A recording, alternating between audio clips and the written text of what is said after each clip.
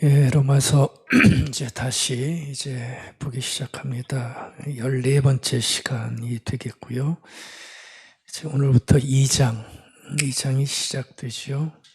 우리 1장에서는 바울이 로마 교회 성도들에게 편지를 쓰면서 자신을 소개한 것 봤고요.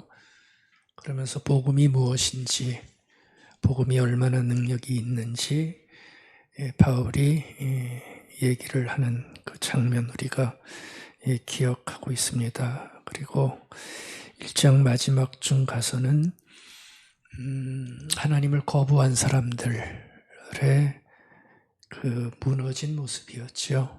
21가지 안 좋은 삶의 리스트가 쭉 나오는 걸 우리가 보아왔습니다. 그리고 2장이 시작되는데 2장 역시 간단치 않은 문장으로 시작되고 있는 것 우리가 이제 보게 될 겁니다.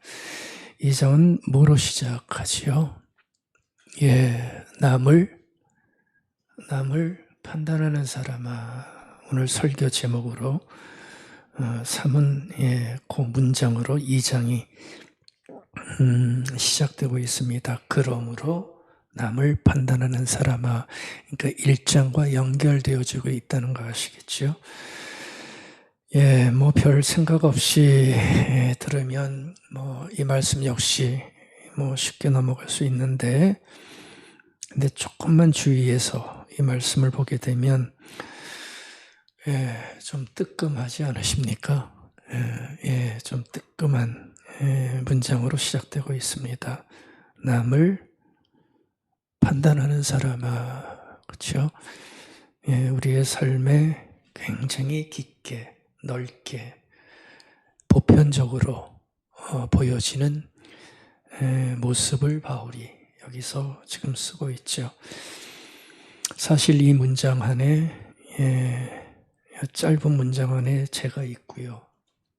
아마 여러분들도 있을 거예요.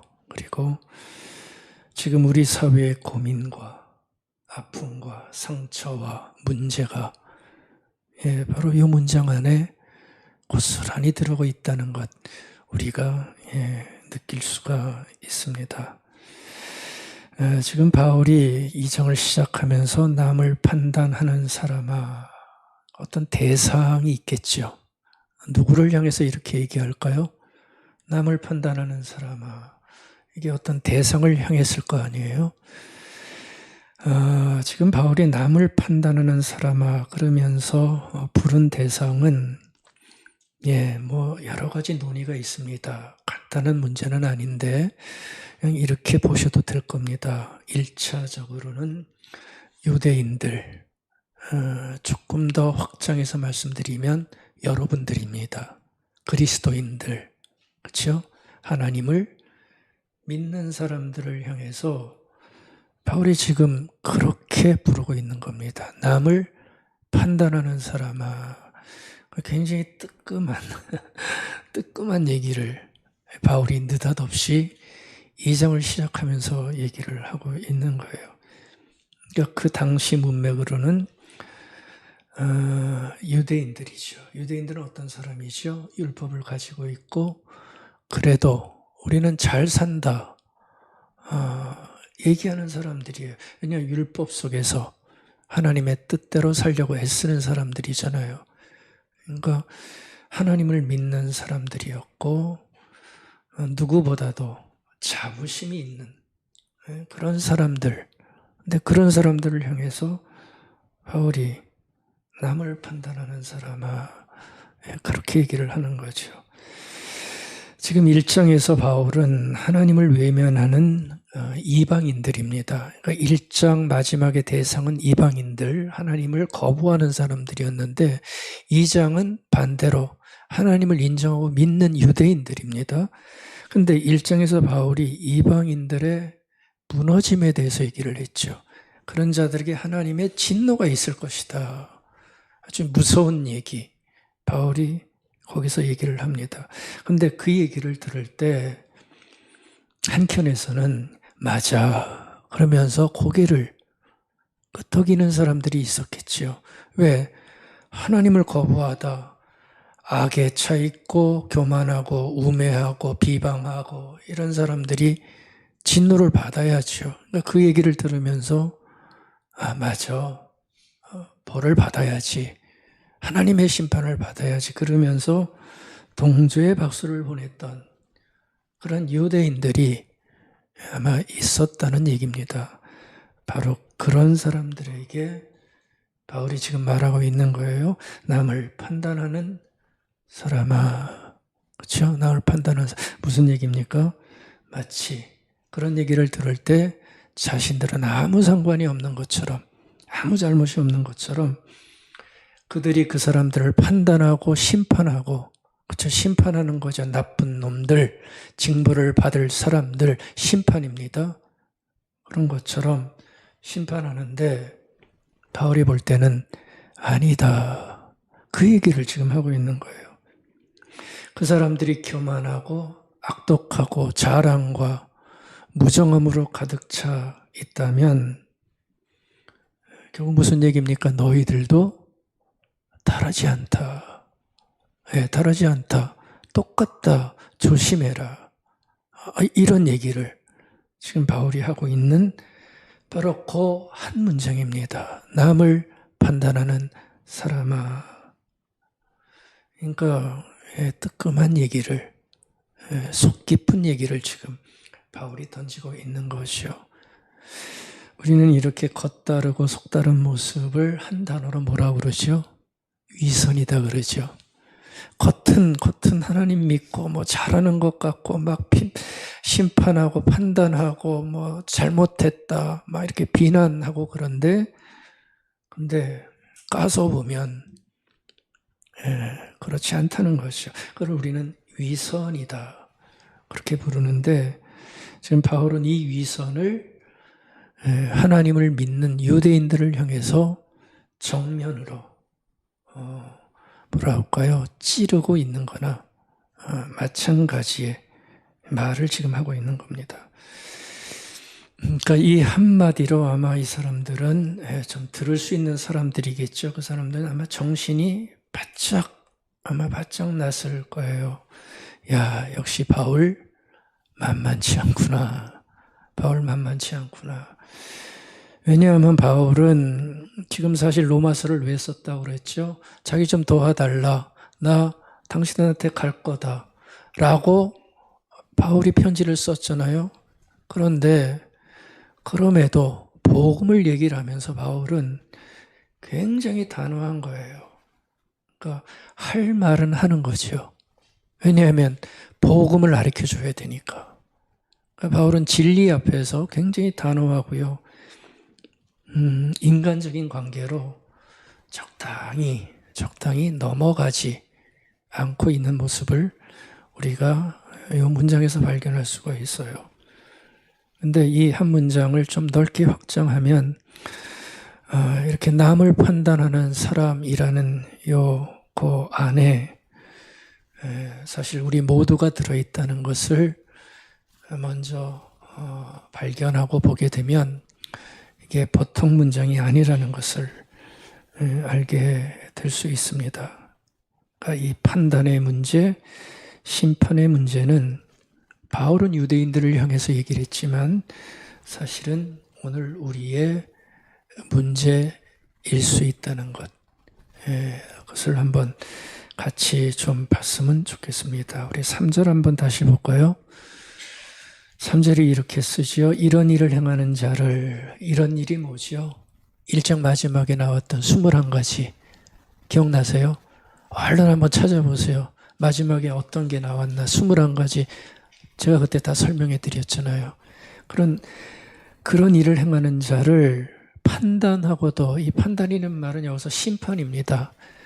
마치 자기는 안 그런 것처럼 막 뭐라고 그러는 거죠. 심판하고도 놀랍게도 같은 일을 행하는 사람아. 바울이 그걸 봤던 거예요. 심판하고 판단하고 비난하면서도 놀랍게도 너희들, 하나님을 믿는 사람들, 율법을 가진 너희들이 같은 일을 행하고 있다. 그렇다면 너희들이 하나님의 심판을 피할 수 있다고 생각하느냐? 피할 수 있나요? 바울은 아니라는 거예요. 너희들이 하나님을 믿어도 만약에 이런 같은 일을 행한다면 하나님의 진노를 피할 수 없다라고 지금 얘기를 하는 거죠. 왜 피할 수 없죠? 하나님의 심판은 진리대로. 거기 찾아보세요. 진리라는 말이 나와요. 하나님의 심판은 진리대로. 다시 말하면 정의롭게, 공의롭게, 공평하게 하나님의 심판은 있기에 너희들이 그렇다고 하더라도 우리 모두는 하나님의 심판 앞에 서야 할 수밖에 없다라고 지금 얘기를 하는 겁니다. 그러니까 정말 쉽지 않은 얘기를 바울이 그들을 향해서 아마 그들의 삶을 보면서 이런 얘기를 했던 것 같습니다. 오늘 우리가 판단이라는 말을 썼는데요. 이 판단의 문제는 정말 간단한 문제가 아닙니다. 판단을 정말 우리가 잘하지 않으면 우리는 굉장한 어려움에 처할 수가 있기에 이 판단의 문제를 바울도 얘기를 하는 거죠. 여러분들, 판단은 나와 가정과 사회를 살릴 수도 있고요, 무너뜨릴 수도 있는, 뭐랄까요, 굉장히 큰 힘을 가지고 있는 거예요. 뭐가요? 판단이. 간단한 판단부터 아주 깊은 판단까지 이 판단을 어떻게 하느냐에 따라 나와 가정과 사회를 죽일 수도 있고 살릴 수도 있는 아주 중요한 삶의 한 모습이라는 거죠. 저는 우리의 판단이 이따 보겠지만 우리는 늘 판단 속에 살아가거든요. 근데 우리의 판단이 선한 판단, 심판받지 아니하는 판단이 되기를 정말 기대하면서 오늘 말씀 같이 나눠보고 싶어요. 우리의 판단이 참 잘못될 때가 많기에 바울이 남을 판단하는 사람아 하면서 던졌던 이 물음을 좀 잘 봤으면 좋겠습니다. 판단이라는 건 뭔가요? 판단. 우리가 늘 하는 건데 이건 결코 단순한 행위가 아닙니다. 판단은 그런 것이요, 어떤 사안에 대해서 판결하고 결정하는 행위죠. 그렇죠? 어떤 일이 있으면 그거에 대해서 결정하고 판결하는 행위가 판단 아닙니까? 쉽게 얘기하면 옳다? 아니다. 이거 판단이죠. 어떤 일이 딱 벌어졌을 때 결정하는, 판결하는 행위예요. 이건 옳다. 이건 아니다. 이거는 맞다. 이거는 틀리다. 이게 판단하는 행위입니다. 그러니까 이런 게 없으면 안 되죠. 우리가 살아갈 때. 판단은요, 정말 우리의 삶 가운데 깊숙이 들어와 있는, 매일매일 하는 우리의 행위입니다. 우리는 매 순간 판단해요. 근데요, 나는 옳다 그러지만 다른 이는 또 뭐라 그럴까요? 그러다 그럴 수 있다고요. 무슨 말이냐면 판단이 너무나 다르다는 거예요. 그런 판단을 우리는 매일매일, 지금까지 하루도 빠짐없이, 어떤 때는 옳다 하고, 어떤 때는 그러다 하고, 어떤 때는 내 마음에 많아서 하고, 어떤 때는 마음에 안 맞아서 거절하고, 이런 행위를 수없이 하면서 지금까지 살아왔죠. 그리고 판단의 영향을 자신도 모르게 내가 떠안고 살아가는 겁니다. 이 말 뜻 아시겠죠? 내가 판단한 판단의 영향을 내가 떠안고 살아가고 있는 거예요. 그러니까 한번 판단 잘하는 것으로 길이 열리기도 하고요, 끔찍이도 길을 막기도 하는, 그러니까 이게 어떻게 안 중요하겠습니까? 그래서 제가 이번 판단을 묵상하면서 아주 간단하게 판단을 3단어로 한번 정리해 봤어요. 판단은 중요하다. 동의하실 수 있으시겠죠? 판단은 정말 중요합니다. 이 판단으로 인하여 우리의 삶이 확 바뀌어집니다. 내 가정이 확 바뀌어집니다. 판단 중요합니다. 그런데 판단은 위험합니다. 왜냐하면 우리의 판단이 옳지 않을 때가 너무나 많아요. 그래서 판단은 아슬아슬해요. 우리는 그땐 못 느껴요. 근데 판단은 굉장히 위험해요. 그 아슬아슬한 판단 앞에서 우리는 인생의 길이 굉장히 달라지는 것을 경험하기에 판단은 위험하다. 그래서 판단은 쉽다, 어렵다? 어렵다. 근데 우리는 굉장히 쉽게 하죠. 예, 믿음으로 하는 건지 모르겠지만 판단을 굉장히 쉽게 합니다. 쉽게 한다는 얘기는 잘못하기 쉽다는 얘기입니다. 편견과 잘못된 판단으로 하면서도 생각 없이 판단하면서 살아갈 때가 있는데 판단은 결코 그런 게 아니라는 거죠. 판단은 중요하다. 판단은 위험하다. 판단은 어렵다. 예, 이런 마음을 가지게 됐습니다. 그래서 판단할 때마다 잘하면 좋겠습니다. 근데 지금까지는 그러지 못할 때가 참으로 많이 있었죠. 왜냐하면 판단을 그리치게 하는 수많은 것들이 내 안에 들어옵니다. 판단을 그리치게 하는 수많은 것들이 내 안에 들어옵니다. 근데 우리는 그걸 잘 모릅니다. 어떻게 만들어졌는지, 어떻게 내가 이런 판단을 하는지 나도 잘 모르면서 그런 것들이 내 안에 들어와서 판단을 그르치게 할 때가 많은 것이 삶의 현실입니다. 감사한 것은 그래도 하나님께서 우리를 그런 잘못된 판단 속에서도 우리를 보호하시고 이끌어 가신다는 것. 그래서 감사한 것뿐이지요. 아멘. 바로 이러한 잘못이 참 많아요. 한 번의 판단 잘못으로요, 오랫동안 쌓아온 관계가 완전히 끝나는 아픔도 참 많이 경험합니다. 놓치지 말았어야 할 관계를 이상하게 잘못된 판단 하나. 잘못된 판단이 뭐예요? 감정이지요. 순간의 감정으로 정말 놓치지 말아야 할 오래된 관계를 다 망가뜨리는 아픔도 많이 보게 되고요. 어떤 때는 소중하게 일했던 자신의 재산까지 다 없애게 하는 아픔도 참 많이 겪게 되는 걸 볼 수 있습니다. 여러분들 모든 판단에는 책임을 져야 하는 결과가 꼭 따라오게 마련이지요. 그렇죠? 그러니까 판단은 정말 신중해야 되는 겁니다.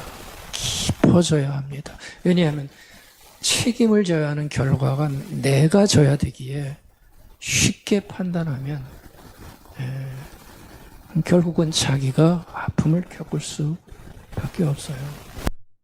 결과가 좋으면 다행이지만 결과가 나쁘면 엄청난 상처와 아픔이 따라오게 돼 있습니다. 그래서 판단은 굉장한 무게를 지닐 수밖에 없어요. 특별히 부모의 판단, 큰 무게감이 있습니다. 또 가정에서는 가장의 판단, 그렇죠? 그리고 또 나라적으로 생각해 보면 정치인의 판단, 굉장히 무게를 가진 판단입니다.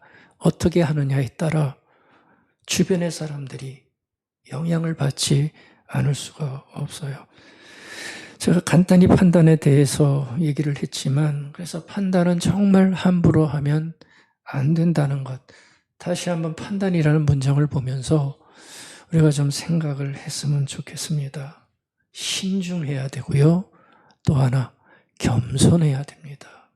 쉽게, 가볍게, 또 자신의 생각으로만 판단하면 어려움에 처할 수가 있기에 좀 더 신중하게 우리가 판단하는 삶을 가질 필요가 있습니다. 그래서 판단은 잘하면 좋겠습니다. 잘하면 좋겠습니다. 어떻게 하면 잘할 수 있을까? 특별히 많은 판단이 필요하지만 오늘 바울의 문맥에서 보면은 사람에 대한 판단을 얘기를 하거든요. 이 사람에 대한 판단은 어떤 결정과 판단보다 더 잘해야 되겠다는 것을 느끼게 됩니다. 1절에서 바울이 남을 판단하는 사람아 할 때 보십시오. 여기서 남이라고 하는 타자에 대한 판단을 하는 거죠. 남을 판단하는 사람아, 판단의 종류가 참 많지만 사람에 대한 판단을 얘기를 하는 겁니다. 남을 판단하는 사람. 우리가 잘하는 거잖아요. 매일 하는 거잖아요. 안 하세요? 예. 얼마나 많이 하는 게 타자에 대한 판단입니까?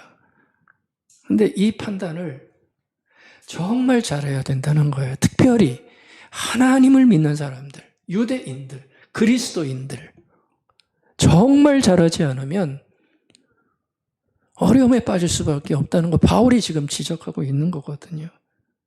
우리는 내 앞에 등장하는 모든 너에 대해서, 타자에 대해서 판단하고 평가할 수밖에 없어요. 그게 우리의 한계지만 어떻게 판단하지 않고 살아가나요? 판단을 잘해야 우리는 현실적으로 보면 자기를 보호할 수 있거든요. 판단을 잘해야 하나님의 뭐를 전할 수 있기에 이 판단이 너무나 중요해요. 그러니까 판단 안 할 수는 없어요. 판단을 해야 됩니다. 그렇죠? 평가할 수밖에 없죠. 아, 저 사람 참 괜찮다. 그렇죠? 근데 어떤 사람 보면 그렇게 안 하시죠. 아, 저 사람 고약할 것 같아. 예? 그러면서 판단을 해요. 도대체 뭐로 판단하는지 모르지만 우리 안에 들어온 어떤 것이 있겠지요. 자기가 살아온 삶의 흔적들이 그렇게 판단을 하는 거예요. 자기의 성향으로 판단하는 거죠. 괜찮을 것 같아. 아유, 저 사람 믿을 만할 것 같지 않아. 정말 그런 사람도 있고요. 또 잘못 보는 사람도 있을 겁니다. 우리는 이 맞음과 틀림도 근데 제대로 하는 게 아니라 자신의 관점에서 그렇게 할 때가 너무나 많죠.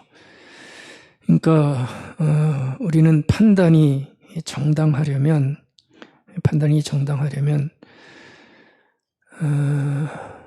이런 걸 바울이 얘기한 것처럼 가지고 있어야 됩니다. 적어도 자신이 판단하고 심판하는 그 행동이 판단하는 자신에게는 없어야 된다는 거. 그래야 판단이 정당할 수 있게 되는 거죠. 너 왜 그렇게 교만해? 그렇죠? 너 왜 이렇게 교만하니? 너 왜 이렇게 사람을 비방하니? 그러면서 판단하고 평가하는 거죠. 그러면서 자신도 만약에 똑같다고 한다면 결국 그것은 바울의 말처럼 자신을 정죄하는 것밖에 되지 않는 거죠. 그렇죠? 똑같이 판단하면서 똑같이 행동한다면 결국은 자신의 죄를 쌓고 있는 것이나 마찬가지가 되는 거예요. 자기 눈에 들보는 보지 못하고 남의 눈에 있는 작은 그 티끌만 보게 되는 거죠. 우리 주님께서 바로 이 점을 얘기하시지 않았습니까? 남을 비판하는 사람을 향해서 너 혹시 네 눈에 있는 들보는 보지 못하고 남의 눈에 있는 작은 그것만 보면서 비판하는 거 아니냐.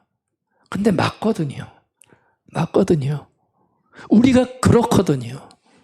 그러니까 주님도 그렇고 바울도 그렇고 그거를 굉장히 조심을 시키는 겁니다. 자기는 똥 잔뜩 묻혀놓고 겨우 묻은 게, 겨우 묻은 게 보고 나무라는 똥개꿀이 돼버리는 거죠. 그렇죠? 자기는 똥 주렁주렁 묻혀놓고 겨가 얼마나 깨끗해요. 겨우 묻은 게 보면서 막 뭐라고 그러면 그게 바로 잘못된 것이라고 얘기를 하는 겁니다. 그러니까 여러분들 이렇게 남을 판단하는 문제는 유대인들의 문제이겠지만은 우리들에게는 사실 더 어쩌면 심각한 문제일 수도 있습니다. 특별히 교회 안에서는 이런 일들이 차고도 넘칩니다. 신자이기에 이 문제는 더 깊게 다가올 수밖에 없습니다. 여러분들이 보시면 알겠지만 우리 시대는 판단과 심판이 차고 넘칩니다. 엄청날 정도로 많은 판단이 있잖아요. 그렇죠? 정말 심판과 판단이 차고 넘쳐요. 보면 다 심판자 같아요. 어떻게 그렇게 단정하면서 과감하게 말하는지 너무나 당혹스러울 때가 많아요. 다 심판자예요. 다 심판자예요. 그 젊은 사람들 많이 보는 인스타그램 같은 거 가보세요. 페이스북 같은 데 가보세요. 댓글 한번 보세요. 그렇죠? 놀라워요. 판단과 심판이 차고도 넘쳐요. 판단할 수 있습니다. 하지만 판단하면서 하는 거친 말과 혐오와 조롱이 정도를 넘어서고 있고, 나중에 돌아서 보면 자기가 똑같은 일을 하는 판단과 비판이 돌고 도는 것, 우리가 얼마나 많이 경험합니까? 근데도 우리는 서로 모른 척 합니다. 그럴 수밖에 없다고 얘기를 합니다. 똑같이 해놓고 똑같이 비판합니다. 이게 바로 남을 판단하는 사람이라고 하는 이 문맥 속에 우리의 문제가 들어있다는 것을 우리는 알 수밖에 없는 거죠.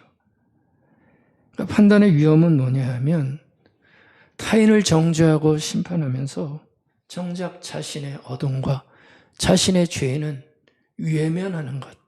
그게 바로 판단의 심각한 위험이 될 수밖에 없어요. 그러니까 우리가 이 문장을 보면서 다짐하고 정말 묵상해야 되는 것은 적어도 이런 위험을 우리는 앞으로 하지 않을 수 있도록 참 애써야 한다는 거죠. 어떤 거요? 남을 판단하는 그 판단을 가지고 자신의 아픔을 보지 못하는 일은 가능한 벗어날 수 있어야 된다는 얘기입니다. 제가 많은 건 말씀드리지 못하고요. 3가지만 좀 말씀드리고 싶어요. 이거는 다른 게 아니고요. 우리 신자들이 가져야 할 판단의 원칙. 이건 좀 생각하고 싶어요. 왜냐하면 너무나 판단이 오염되어 있어요. 너무나 판단이 자기 위주로 되어 있어요. 그럴 때 우리 신앙인들이 가져야 할 판단의 원칙은 좀 있어야 되지 않겠는가 하면서 이 3가지를 좀 같이 나눠보고 싶습니다. 첫 번째 원칙은 이런 걸 좀 가졌으면 좋겠어요. 우리 판단을 할 때, 우리 판단은 없을 수 없다고 그랬죠. 근데 판단은 하지만 판단할 때 그 판단의 첫걸음이 자신부터 돌아보는 판단이 돼야 된다는 것. 그거는 꼭 지켰으면 좋겠어요. 어떤 판단을 하든 그 판단 전에 자기 성찰이라고 그러나요? 자기 모습부터 먼저 보는 판단을 습관화하고 판단을 자기 것으로 하는 그 모습을 좀 가졌으면 좋겠어요. 이게 별거 아닌 것 같아도요, 굉장히 많은 힘을 우리에게 줄 수 있습니다. 어떤 판단을 하든 자신부터 먼저 보는 겸손함이 있을 때 거기에서 완전하진 않더라도 그래도 좀 더 나은 판단이 나올 수가 있게 된다고 저는 믿습니다. 판단하기 전에 자기부터 돌아보는 판단, 무슨 얘기냐면 쉽게 판단하지 말자. 순간적으로 판단하지 말자. 어떤 것을 판단한다면 좀 더 깊게 생각하고 주변을 살펴보고 좀 더 많은 걸 바라보고 판단하자. 이게 굉장히 필요하다고요. 왜냐하면 우리는 판단을 너무나 즉흥적으로 하기 때문에 자기부터 돌아보기 위해서는 시간이 필요한 거예요. 그리고 내 안에 있는 것들을 한번 잘 살펴보고, 야, 나도 판단할 수 있을까? 그때 옆에 사람이든 어떤 일에 대해서 판단을 하면 글쎄요, 판단이 좀 더 순화되고 하나님께서 원하시는 판단을 할 수가 있을 것 같아요. 자신부터 돌아보지 않고 판단하면 결국은 바울의 말대로 판단하는 네가 같은 일을 하고 있어서 하나님의 심판을 받을 수밖에 없게 되는 거죠. 자신을 돌아보고 판단하면 권면이 될 수 있습니다. 그러나 자신을 돌아보지 않고 쉽게 하는 판단은 정죄가 될 수 있습니다. 그래서 우리 그리스도인들의 판단의 첫 번째 원칙은 먼저 내 눈 속에 있는 들보를 보고 그 들보를 빼고 판단해야 된다. 아멘. 우리 이거 할 수 있을까요? 앞으로 해보십시다. 예, 해봐야 돼요. 이게 신앙의 삶이죠. 이게 신앙의 삶이죠. 신앙의 삶은 공간 속에서 추상적인 삶이 아닙니다. 처절하게 내 인생에서 싸우면서 삶의 현실에서 신앙을 키워나가는 거예요. 서로가 난무하는 판단과 비판 속에서 있지만 그 속에서라도 자기를 먼저 성찰하는 그 판단을 가지고 사람을 대하고 판단하는, 이 판단은 내가 꼭 너에게 해줘야 되겠다 싶으면 실험만도 할 수 있는 거고요. 그 판단이 있어야지 그래서 감정적으로, 느낌으로, 자기가 들어왔던 어떤 견해로 쉽게 판단하면 그게 나중에 잘못되면 어떻게 되겠어요? 그러면 그것은 자기의 양심을 속이게 되는 거죠. 이거 우리나라 사람들이 정말 못하는 거예요. 맹목적으로 따라가잖아요. 옳고 그름에 대한 평가가 별로 없어요. 깊이 보지를 못해요. 적어도 그런 판단이 아니라 자기를 깊게 바라보고 성찰한 뒤에 하는 판단, 이게 우리 그리스도인들의 판단이 되어야 될 것입니다. 왜냐하면 자신을 돌아볼수록 판단은 줄어들게 되어 있습니다. 이상하죠? 자신을 깊게 보면 판단이 별로 안 나와요. 왜 그럴까요? 내가 그런데 어떻게 쉽게 판단하겠어요? 내가 이 모양인데 생각해 보면 어떻게 판단을 쉽게 하겠어요? 판단이 줄어들게 되고요. 거친 지적과 비난의 판단이 아니라 따뜻한 판단을 할 수 있게 되는 거예요. 이거 다른 거지요. 따뜻한 판단을 할 수 있게 되는 거예요. 자신을 돌아보는 판단이 우리 안에 많아지기를 바라겠습니다. 두 번째, 우리 신자의 판단에 꼭 있어야 될 게 너무 당연한 것 같지만 잘못하는 건데요. 사랑을 가지고 판단을 해야 됩니다. 여러분들 판단을 하실 때 화난 상태에서는 판단하지 마세요. 분노로 판단하지 마세요. 그거는 굉장히 나쁜 판단으로 갈 수밖에 없어요. 우리 신자의 판단에 꼭 있어야 되는 원칙은 판단에 하나님의 사랑을 품은 사랑이 우리에게 있어야 됩니다. 이게 참 힘들어요. 우리는 판단을 그렇게 연습해 본 적이 없어가지고 판단은 꼭 화난 상태에서 하죠. 우리 다 똑같아요. 판단은 꼭 화난 상태에서 해요. 여유가 없어요, 판단에. 그러면 사랑으로 어떻게 판단을 하겠어요? 화난 상태 속에서 비난하고 판단하지만, 근데요, 만약에 판단에 하나님이 은혜를 주셔서 내 판단에 사랑이 만약 들어간다면 정말 많은 것이 달라질 수 있습니다. 저는 그렇게 확신해요. 판단에 사랑이 들어가면 여러분들 많은 것이 달라져요. 나도 달라지고 너도 달라져요. 판단의 원칙에 이 아름다운 주의 사랑이, 그 은혜를 담아낸 사랑이, 판단이 우리에겐 있어야 됩니다. 하나님께서 나를 판단하실 때 사랑으로 판단하셔서 당신의 아들을 통해서 나를 구원해 주셨던 것처럼 우리 안에 은혜를 담아내는 그릇을 가지고 판단이 일어나면 나도 살고 너도 사는 아름다운 일이 벌어지는 거죠. 우리는 나도 죽이고 너도 죽이는 판단에 너무 익숙해 있어요. 그런 판단이 아니고 사랑을 가진 판단. 4절에 보면 하나님의 모습을 얘기를 해줘요. 하나님께서는 판단의 권한이 있는데 거기 보세요. 뭐라고 그럽니까? 오래 참고 뭐 하신다고 그래요? 기다려주신다. 아멘. 하나님은 얼마든지 나 개인을 향해서, 우리를 향해서 판단할 수 있다고요. 너 이거 잘못하고 있지 않니? 너 이게 뭐니? 하나님 권한이 있어요. 근데 하나님은 놀랍게도 참고 기다려주세요. 왜 참고 기다려주실까요? 하나님의 판단은 심판이 목적이 아니라 회복이 목적이라고요. 아멘. 여러분들의 판단의 목적이 심판이 되면 그 판단은 잘못된 판단이에요. 우리의 판단과 비판이 그 사람을 세운다고 하지만 그것이 비판이 돼버리고 심판이 돼버리면 아무것도 일어나지 않아요.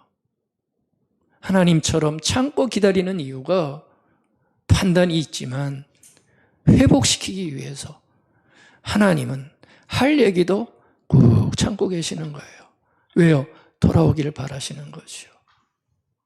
순간적으로 튀어나가지 않아요. 우리의 가장 큰 약점이잖아요. 참질 못하잖아요, 우리는. 순간적으로 기분 나쁘면 튀어나가는데 아니에요. 참고 기다려주세요.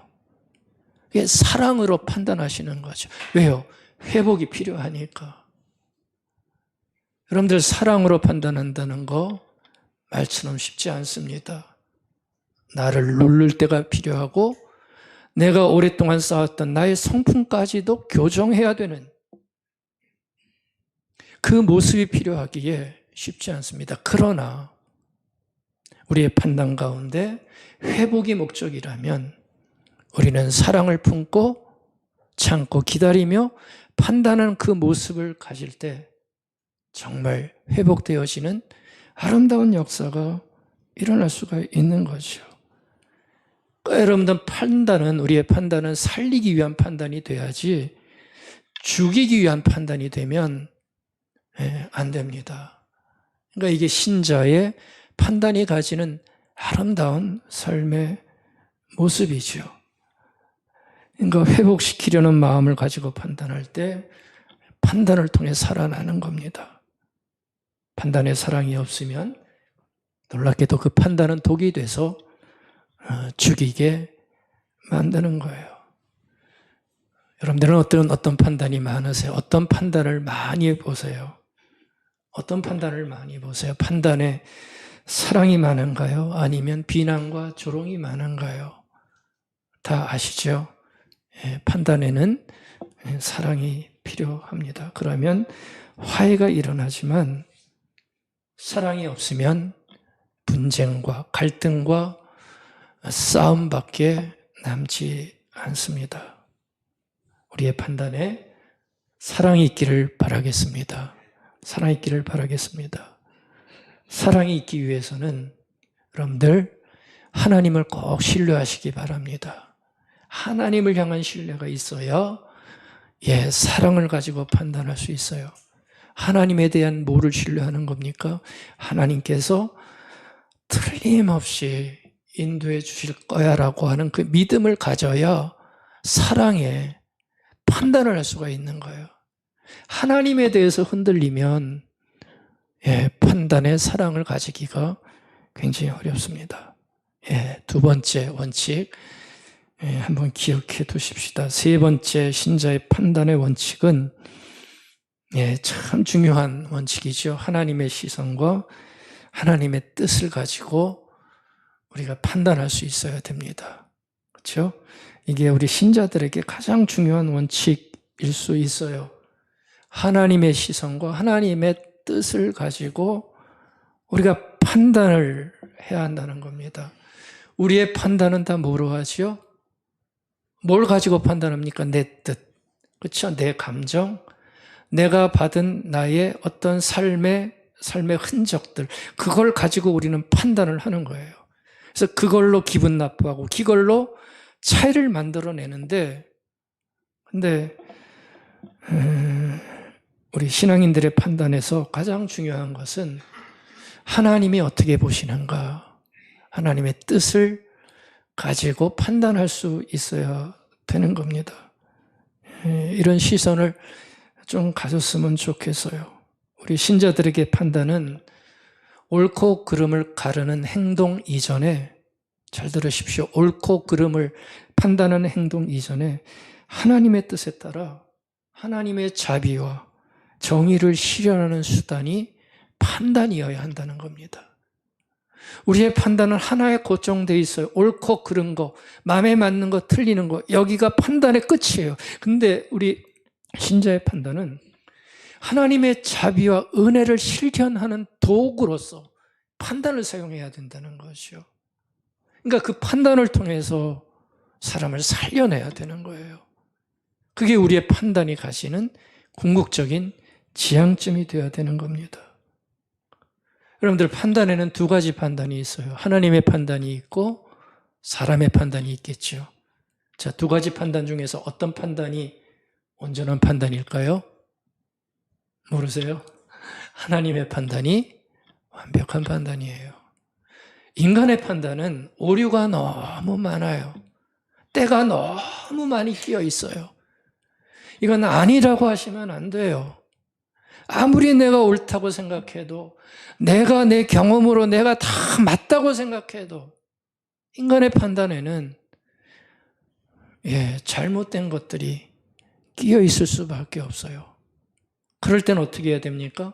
하나님의 판단을 우리가 바라볼 수밖에 없죠. 하나님, 내가 이 상황에서 뭘 해야 될지 모르겠는데 내 판단에는 아무래도 한계가 많네요. 하나님, 어떤 판단을 해야 되겠습니까? 기도 중에 물어보셔야 되고, 특별히 말씀을 통해서 내 판단의 길을 발견해낼 수 있어야 돼요. 내가 이렇게 하는 게 정말 맞는 겁니까? 하면서 답을 찾아보기 시작하는 것이요. 그게 하나님의 시선을 발견하는 신자의 자세 아닙니까? 그런 건 하나도 없이 언제나 똑같아요. 나의 생각과 경험으로만 판단하면, 아니 그것이 옳다라고 고집하면 그 판단은 하나님 보시기에 틀릴 수도 있기에 우리가 판단을 하려면 하나님의 판단을 늘 끊임없이 살펴봐야 돼요. 그것은 말씀 속에 있고요. 기도 가운데 하나님께서 주시는 은혜 속에 있고요.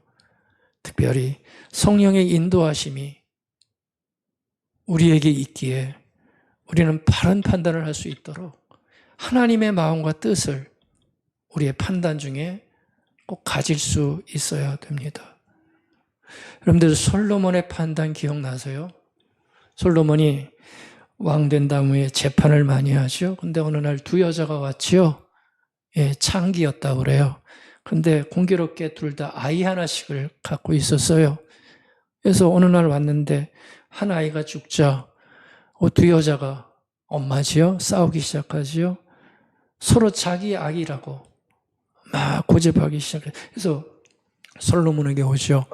판단 내려주십시오. 심판해 주십시오. 얘기를 해요. 솔로몬이 어떻게 하죠? 솔로몬이 어떻게 판단 일입니까? 두 여인 중에서 딱 보니까 마음에 드는 여인을 발견해서 이거 네 아이다 그랬습니까? 그랬어요? 그럴 수 있잖아요. 딱 보니까 이 여자가 조금 더 이쁜 것 같아. 솔로몬 여자 좋아했다 그랬잖아요. 그러니까 마음에 들어가지고 이건 네 얘기야. 우리 감정이거든요. 우리가 잘하는 모습이 사실 거기에 있는 거예요. 그러면서 이건 네 이야기야 이러면서 편들어줬나요? 아니죠. 솔로몬이 이때 하나님의 지혜를 구하죠. 자신의 감정에 따르지 않아요. 그 앞에 보면 솔로몬이 하나님의 지혜를 구했던 모습이 나오고, 아마 이 장면에서도 솔로몬이 이 난감한 문제 앞에 어떻게 판단해야 될까요? 뭐로 알겠어요? 솔로몬이 그때 자기의 판단 지혜를 믿지 않고요. 한 템포 죽이잖아요. 생각하잖아요. 하나님, 어떤 것이 맞는 판결입니까? 그러면서 답을 발견하죠. 뭐라고 그래요? 칼 가져와라. 얼마나 놀랐겠어요. 아이를 반으로 잘라라. 이런 얘기를 합니다. 그러니까 그때 친엄마가 무너지지요. 눈물을 뚝뚝 흘리면서 양보해요. 죽이지는 말아주세요. 솔로몬이 그때 딱 알아차리죠. 당신이 아이의 엄마다. 이 안에 하나님의 지혜가 있고요. 하나님의 인도하심이 있고요. 하나님의 마음이 있어서요. 혹시 압니까? 여러분들에게도 인생에 아주 중요한 순간이 올 때 하나님 어떻게 해야 되나요? 아픔을 가지고 물을 때 하나님의 선하신 인도하심이 내 욕망과 내 감정과 내 판단이 아니라 선하신 하나님께서 길을 인도해 주신다면 이 판단이 결코 우리를 나쁜 길로 인도하는 판단이 아니라 선한 길로 인도하는 판단으로 하나님께서 해 주실 줄 저는 믿습니다. 그런데 이런 판단의 훈련이 매 순간마다 우리에게 있어지면 우리의 삶이 얼마나 어른스러워지겠어요. 그렇죠? 얼마나 성숙한 모습을 보이겠어요. 어떤 판단할 때마다 아직도 우리는 그저 감정에 치우치는 판단 속에서 머물 때가 얼마나 많은지 모르겠어요. 저도 마찬가지고요. 우리도 다 비슷하다고요. 근데 오늘 말씀을 통해서 우리에게 도전하는 거예요. 남을 판단하는 사람아, 그게 너라면, 하나님을 믿는 너희라면 너 똑같은 일을 하고 있는 거 아니냐. 그러지 말아라. 바로 바울은 그것을 얘기를 해주고 있는 거죠. 우리는 판단할 때마다, 판단이 필요할 때마다 하나님의 마음과 하나님의 시선을 부족하더라도 꼭 묻고 우리 하나님의 대답을 구해 보시기 바랍니다. 자기를 돌아보고 사랑을 품고 판단할 때 그 판단은 우리의 인생을 좀 더 복되게 아름답게 만들어 줄 것입니다. 토마스 아퀴폰스의 말 하나 전해드릴게요. 하나님의 눈으로 보면 세상이 다르게 보인다. 아멘. 하나님의 눈으로 보면 세상이 다르게 보인다. 이 놀라운 말씀이 우리의 말씀이 됐으면 좋겠습니다.